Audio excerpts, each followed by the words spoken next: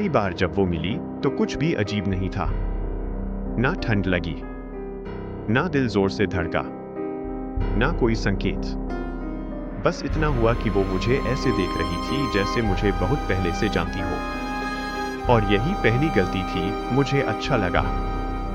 हम रोज मिलने लगे। कॉफी शॉप, पार्क, सड़कें, सब साधारण।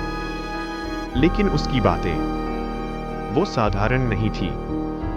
वो मुझसे मेरे बचपन की बातें पूछती थी। तुम्हें अंधेरे से डर लगता था ना? मैं चौंक गया। तुम्हें कैसे पता? वो मुस्कुराई, बस पता है। धीरे धीरे वो मेरी पसंद जानने लगी। कौन सा गाना, कौन सा रंग, कौन सी याद।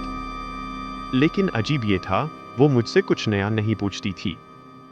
वो वही पूछती थी जो मैं भूल चुका था। एक दिन उसने कहा, तुम्हें मुझसे डर नहीं लगता? मैं हंस पड़ा। क्यों लगेगा? वो बहुत शांति से बोली, क्योंकि मैं तुमसे वैसे प्यार करती हूं जैसे कोई किसी चीज को अपना बना लेना चाहता है। फिर चीजें बदलने लगी। मेरे दोस्त धीरे धीरे दूर हो गए। माँ ने कहा, तू पहले जैसा नहीं रहा। आईने में मुझे खुद का चेहरा थोड़ा धुंधला लगने लगा। और सबसे डरावनी बात, मुझे बुरा नहीं लग रहा था। एक रात मैंने उससे पूछा, अगर मैं तुम्हें छोड़ दूं तो? उसने जवाब नहीं दिया। बस मेरा हाथ पकड़ा और पहली बार उसकी पकड़ ठंडी थी। बहुत ठंडी। उस रात मैंने सपना देखा। मैं एक कमरे में था जहां दीवारों पर मेरी तस्वीरें थी। लेकिन हर तस्वीर में मैं थोड़ा थोड़ा गायब था। कहीं आंखें नहीं, कहीं मुंह नहीं, कहीं पूरा चेहरा नहीं। बीच में वो खड़ी थी। बोली, डरो मत। प्यार में थोड़ा मिटना पड़ता है। सुबह मैंने अपना नाम जोर से बोला। आवाज आई, लेकिन अजनबी लगी। मैंने उससे दूरी बनाने की कोशिश की। मैसेज नहीं किया, मिलना टाल दिया।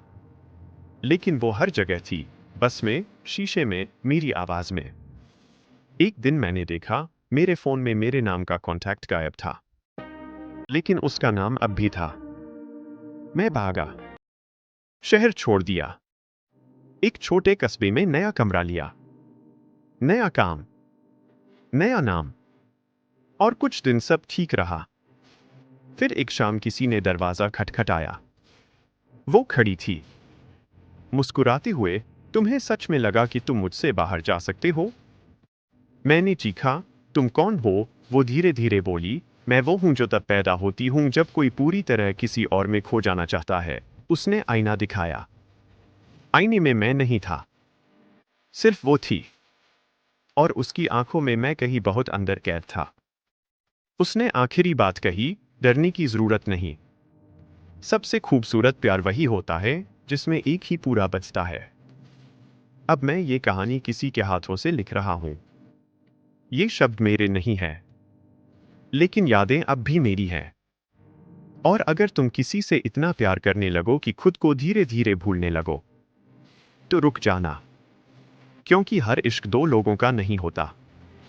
कुछ इश्क एक को जिंदा रखते हैं और दूसरे को हमेशा के लिए गायब कर देते हैं।